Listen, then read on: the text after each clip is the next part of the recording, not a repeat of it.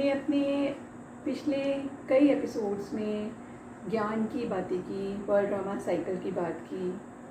तो आज हम अपने इस एपिसोड में कुछ मिथ्स की बातें करते हैं जो कि हमने अपने एपिसोड्स के दौरान नहीं लिए हैं। चलिए देखते हैं क्या है वो मिथ्स।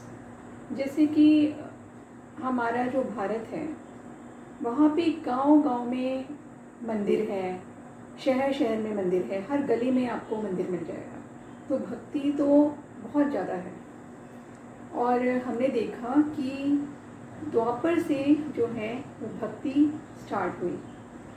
तो अब क्वेश्चन ये है कि जब इतनी भक्ति में इतनी पावर है, जैसे कई बार ये भी बातें होती हैं कि साक्षात्कार भी होते हैं, लोगों को देवी देवताओं के साक्षात्कार होते हैं, तो फिर इतनी अगर भक्ति है तो ज्ञान की क्या ज़रूरत है। तो हम ये कह सकते हैं कि इसको हम अगर विस्तार से देखें, थोड़ा सा हम विस्तार में चलते हैं।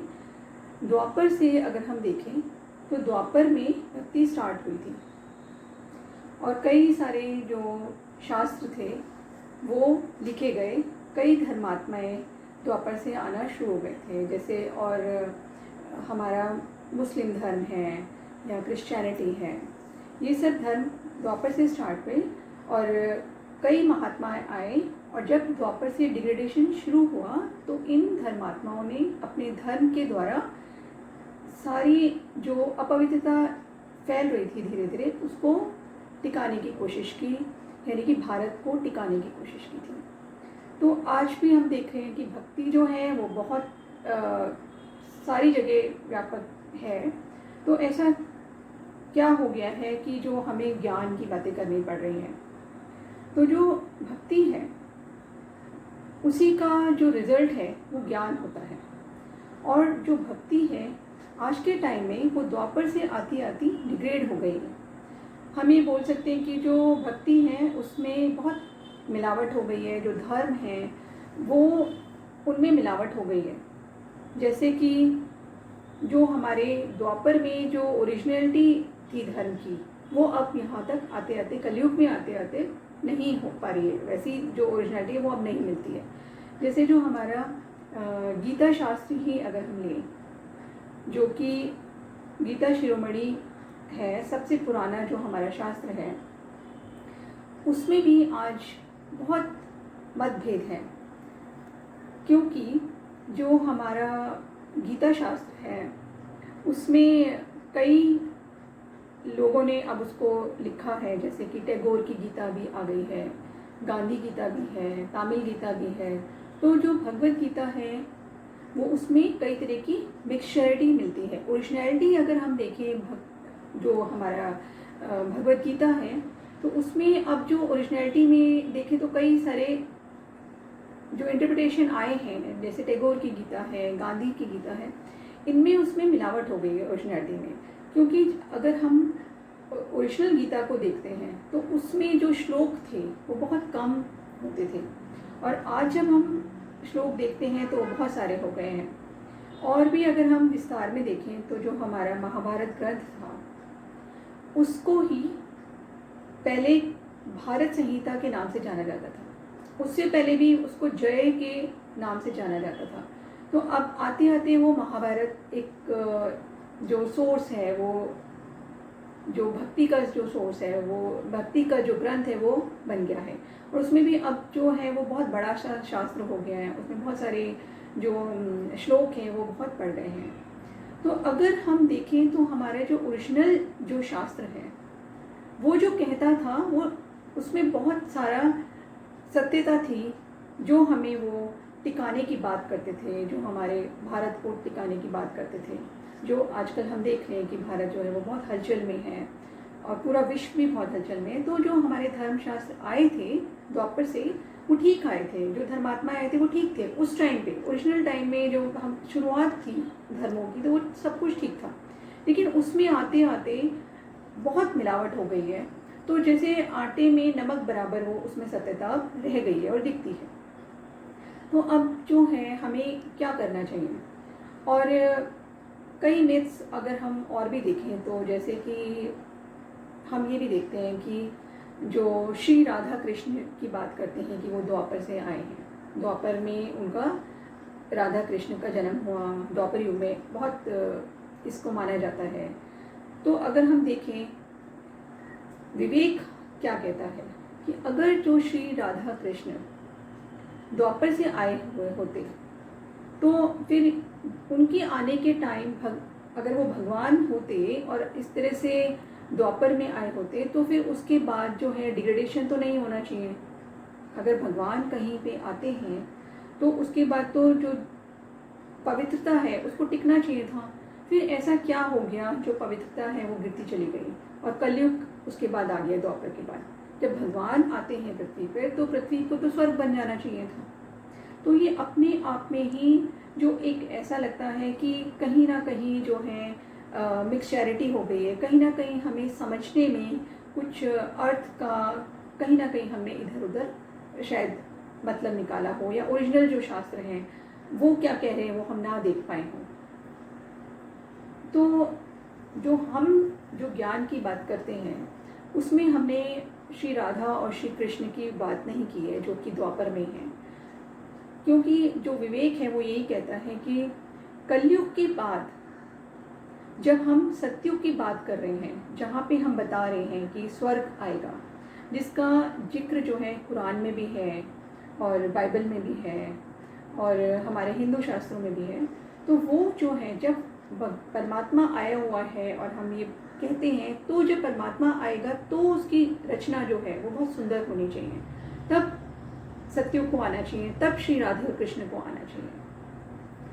ज्ञान तो यही कहता है कि जब परमात्मा धरती पे आए तब जो है एक स्वर्ग की स्थापना होनी चाहिए और श्री राधा और श्री कृष्ण को वहाँ पे आना चाहिए और दुनिया को पवित्रता के बल पर टिकना चाहिए। तो हमने देखा कि जो सत्युग में श्री लक्ष्मी और श्री नारायण का जो राज्य होगा, वहाँ पे जो बचपन में उनके श्री कृष्ण जो होंगे उन्हीं का स्वरूप जो होगा वो श्री नारायण का होगा। स्वयंवर के बाद जो उनका स्वरूप होगा वो श्री नारायण होगा और जो श्री राधे होंगी उनका जो स्वरूप होगा वो सत्युग में श्री लक्ष्मी का होगा। और इसीलिए आज भी हम देखें तो पूरे विश्व में श्री कृष्ण को बहुत मानते हैं, बहुत उसका गायन है। कहीं भी विश्व के कोने में जाओ तो श्री कृष्ण को बहुत माना जाता है, यानी कि नेक्स्ट टू गॉड जो हैं वो श्री कृष्ण हैं।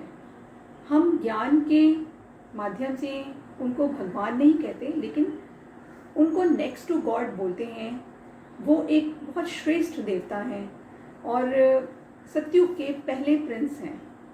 जो श्री राधे हैं वो पहली प्रिंसेस हैं सत्युग की।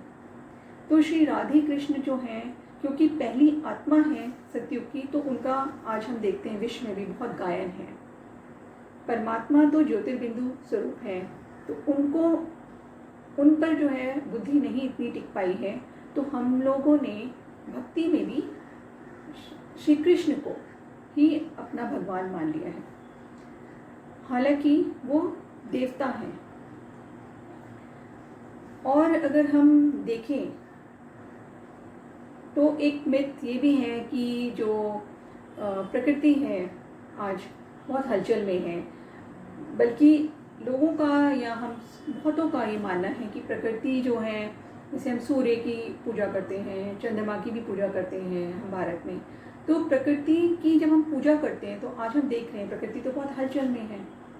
तो फिर प्रकृति के अंदर जो है हम अगर उसकी पूजा करते हैं तो फिर ऐसा क्या है जो आज वो हलचल में है।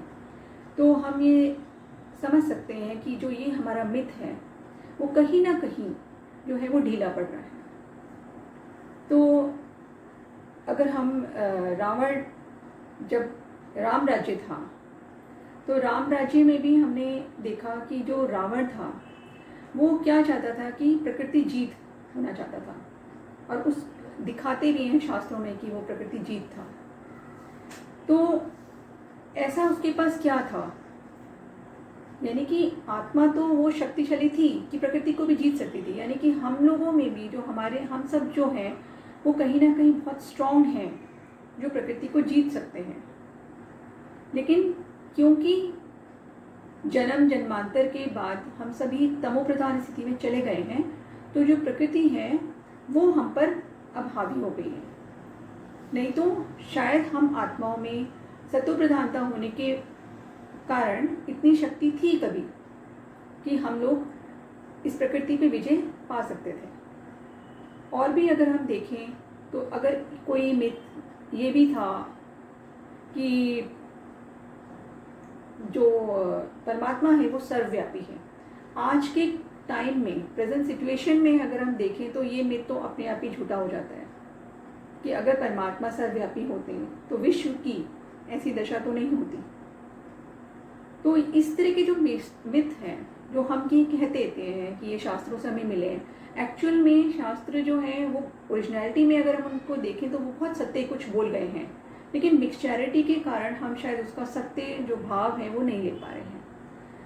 अगर हम प्रकृति की बात भी करते हैं तो हम पीछे कुछ टाइम पहले ही जाके देखें तो हमें अपनी हिस्ट्री में ये सुनने को मिलता था या पढ़ने को मिलता था कि जो बारिश है वो तानसेन जो है वो इतना अपना जो राग बजाते थे उस राग से बारिश भी हो सकती थी। मतलब उन्होंने इतना कंट्रोल कर रखा था प्रकृति को। तो एक आम सत्व प्रधान आत्मा अगर इतना कंट्रोल कर सकती है प्रकृति पे, तो इसका मतलब कहीं ना कहीं हमें अपने अंदर झांकने की जरूरत है कि हम जो आत्मा है कहीं ना कहीं सत्व प्रधान से तमो प्रधान हो गए हैं। इसीलिए जो हम प्रकृति हम पर हावी हो रही है और हम प्रकृति जीत नहीं बन पा रहे हैं।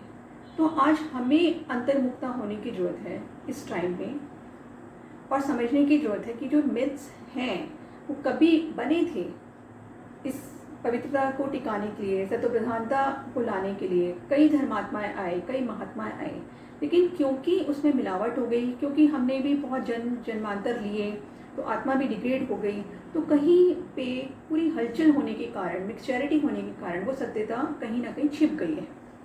तो वापस उस सत्यता को ढूंढने की आवश्यकता है। जो और भी अगर हम देखते हैं तो आज हम आधुनिकता की बात करते हैं और आध्यात्मिकता की आज हम देख रहे हैं कि चारों ओर बात होने लगी है। तो आध्यात्मिकता और आधुनिकता को अगर हम देखें तो कई बार ऐसा होता है कि साइंस इतनी ज़्यादा बढ़ गई है, टेक्नोलॉजी इतनी ज़्यादा बढ़ गई है, तो कहीं ना कहीं जो स्पिरिचुअलिटी है वो बहुत आउटडेटेड सी या कुछ इस तरह का कॉन्सेप्ट लगता है कि ये हमारे लिए नहीं बना है। लेकिन अगर हम इसको एक बहुत गहरी उससे सोच से अगर एक बार सोचें और इसमें झांकें तो हम ये देखेंगे कि आधुनिकता जो है वो आज से कई साल पहले बहुत अच्छी थी, बहुत रिफाइन थी। आज तो बल्कि उसका सिर्फ एक कॉपी है, हम रूप देख रहे हैं साइंस का, लेकिन साइंस तो बहुत पहले बहुत रिफाइन थी, बहुत पहले डेवलप हो चुकी है। अगर हम सारे इन्वेंशन को देख लें, आज जो आर्यभट्ट थे जो जीरो लेके आए, या भास्कराचार्य थे जो गणित लेके आए, वो सब जो थे, जो तोपें थी हमारी, कई बार हिस्ट्री में तोपों को दिखाते हैं। आज तो हम न्यूक्लियर बॉम्ब बना रहे हैं, लेकिन कई साल पहले भी ये साइंस बहुत रिफाइन उसमें थी। जो आज हम साइंस देख रहे हैं वो सिर्फ हम जो पढ़ रहे हैं उसको, इन्वेंशन जो हो रही है वो शायद बहुत कम है। पीछे आज इतिहास के पन्ने पलट के देखें तो जो हमारे साइंटिस्ट थे, जो फिलोसफर्स थे, वो बहुत कुछ बोल गए हैं। वो बहुत स्पिरिचुअल होते थे उस टाइम पे भी, बहुत उनमें आत्मा में बहुत शक्ति होती थी, साइलेंस में रहते थे, इसलिए वो इतनी सारी इन्वेंशन निकाल भी पाए और साइंस इतनी रिफाइन थी उस टाइम पे। आज तो साइंस की हम नज़ारे देख सकते हैं। एक तरफ अगर साइंस की प्रोग्रेस है तो वही साइंस सबको डुबो भी रही है। साइंस के हम डिसएडवांटेजेस भी देख पा रहे हैं। अल्पकाल का सुख देती है, लेकिन उसके बाद उतनी ही हानि हम सबको करा देती है। तो ऐसा नहीं था कभी भी कि साइंस कभी नहीं थी, साइंस भी थी, और जब स्पिरिचुअलिटी थी तो वो बहुत अपने उच्चतम स्तर पे थी, श्रेष्ठ थी। बल्कि आज साइंस भी डिग्रेड हो गई है, तो हमें कहीं ना कहीं स्पिरिचुअलिटी को लाने की ज़रूरत है, एक स्पिरिचुअल लाइफस्टाइल लेने की ज़रूरत है। जो कि भले ही ऑकवर्ड सा लगता है या बहुत स्ट्रेंज सा साउंड करता है, पर एक्चुअल में हमें स्पिरिचुअल लाइफस्टाइल को लाने की ज़रूरत है, जो कि बैलेंस रखेगा साइंस और स्पिरिचुअलिटी को, और शायद कहीं ना कहीं रिलीजन को भी रखेगा, जो हम भूलते चले गए। और जो हमारा भारत है, ये कभी ऋषि मुनियों की भूमि थी, कभी यहाँ पे आयुर्वेदिक का यहाँ पे ज्ञान था, कृषि भूमि थी।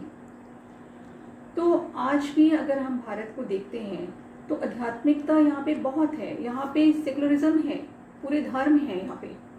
सिर्फ कहीं ना कहीं जो है वो अपनी रूट से भटक गए हैं, या रूट्स उन्होंने जो जड़ें हैं उससे कहीं ना कहीं इधर उधर हो गए हैं। अगर आज भी हम अपनी जड़ें पकड़ लें तो शायद बहुत देर नहीं है इस सृष्टि को टिकाने की।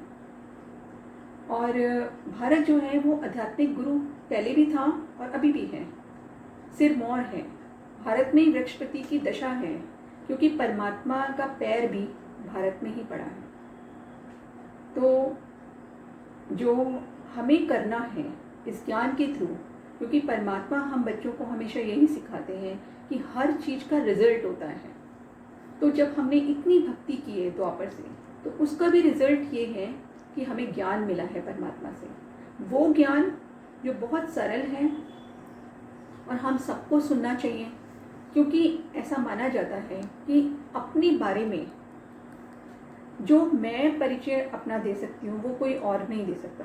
इसलिए परमात्मा जब स्वयं आते हैं तभी वो अपना परिचय सही दे पाते हैं और अपना सच्चा ज्ञान दे पाते हैं। नहीं तो कोई भी शास्त्र लिखे, कोई भी महात्मा लिखे, आत्मा डिग्रेड होने के कारण उसमें कहीं ना कहीं मिलावट हो ही जाती है। तो इस टाइम पे कलयुग के अंतिम समय में जब हम परमात्मा द्वारा ये ज्ञान सुन रहे हैं, ये ज्ञान ले रहे हैं, उसकी शक्ति ले रहे हैं, तब हमें पता चल रहा है कि कुछ हमारा जो एक विजन है वो बहुत ज़्यादा बाहर हो गया है। उसको अपने रूट से, अपनी आत्मा से, अपने नेचुरल संस्कार से कनेक्ट होने की ज़रूरत है। तो ऑटोमेटिकली सब कुछ जो है वो ऑर्डर में आ जाएगा। तो हम यही देखेंगे आगे कि हम सब इसी पथ पे चलें और अपनी सृष्टि को एक बार फिर से ऑर्डरली स्टेट में ले आएं। ओम शांति।